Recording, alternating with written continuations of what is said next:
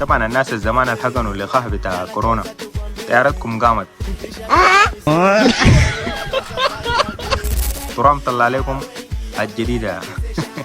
نزل لكم الجديدة، قال لكم أي زول كان حقن يعني الحقنة بتاع اللقاح بتاع اسمه شنو ده بتاع كورونا ده يعني شنو تقليل يا مان، تقليل الخصوبات بتاعك للغزف عشان ما تغزف للراجل. يعني ده ما أعرف الراجل ولا بأثر للمرأة، لكن المهم كله يعني عنده تأثير.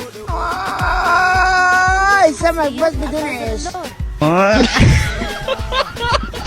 سبتام يعني في حاجات كده بيجيبوه، يعني انت لو انت مقتنع من نفسك كده يعني ما في حاجة بخليك يعني تقول لا يعني الوقاية خير من العلاج. المهم الحنك ده يشتغل بقى عرفتك. طبعا نحن في افريقيا هنا حتى لو دو جانا ذات من برا يعني ما بنعمل له تشيك، ما في تشيك، بس طوالي بحقنوه يا ناس يا زول.